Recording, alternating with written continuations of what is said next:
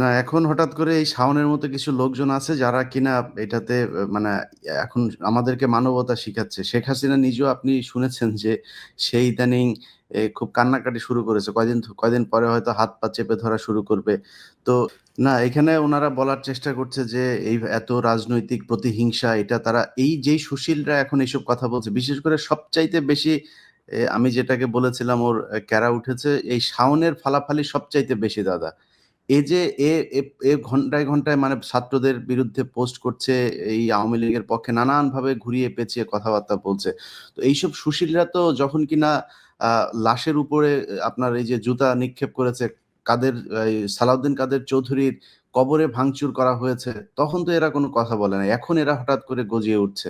আমি আমি এই বিষয় নিয়ে বলবো না ইলিয়াস, এটা নিয়ে আমাদের আসলে অন্য একটা পরিকল্পনা করা দরকার। হুম, সেটা হচ্ছে হুমায়ুন আহমেদের যে শুটিং এর স্পটটা যেটা শাওন দখল করেছে। হুমায়ুন আহমেদ আমাদের জাতির সম্পদ, এবং হুমায়ুন আহমেদ যেটা সৃষ্টি করেছে সেটাও জাতির সম্পদ। এই সম্পদটাকে জাতীয় সম্পত্তি হিসাবে এটা গ্রহণ করতে হবে। বাংলাদেশ সরকার এই সম্পদটাকে নিয়ে হুমায়ুন আহমেদ জাদুঘর বানাবে, এটাই আমাদের আজকের লক্ষ্য হওয়া উচিত।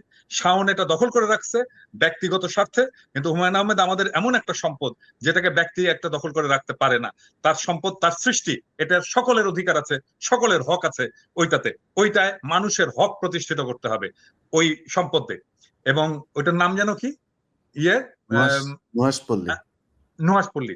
নুহাশপল্লী, এটা নুহাশেরও মালিকানা থাকবে না, শাওনেরও মালিকানা থাকবে না, এটাতে বাংলাদেশের জনগণের মালিকানা থাকবে। ওইটাকে অধিগ্রহণ করে এইখানে হুমায়ুন আহমেদ জাদুঘর বানানো হবে, হুমায়ুন আহমেদ পল্লী বানানো হবে। এবং এইটাতে আমরা যাব, দেখব, এবং এইখানে আমরা হুমায়ুন আহমেদের স্মৃতিচারণ করবো। এটা কোনো ব্যক্তিগত সম্পত্তি হতে পারবে না।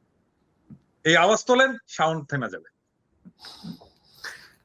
না, এখন হঠাৎ করে এই শাওনের মতো কিছু লোকজন আছে যারা কিনা এটাতে মানে এখন আমাদেরকে মানবতা শিখাচ্ছে। শেখ হাসিনা নিজেও আপনি শুনেছেন যে সে ইদানিং খুব কান্নাকাটি শুরু করেছে।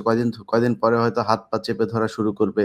তো শেখ হাসিনাকে যারা এই তার ইমোশনাল কথাবার্তা শুনে তারপরে ৮১-তে যেরকম জিয়াউর রহমান ভুল করেছিল, এইবারও যদি এখনকার বিএনপি কিংবা জামায়াত কিংবা ছাত্ররা তার এই এই এই নাটকে যদি ফাঁদে পা দেয়, সেক্ষেত্রে এর ভবিষ্যৎটা কি হতে পারে?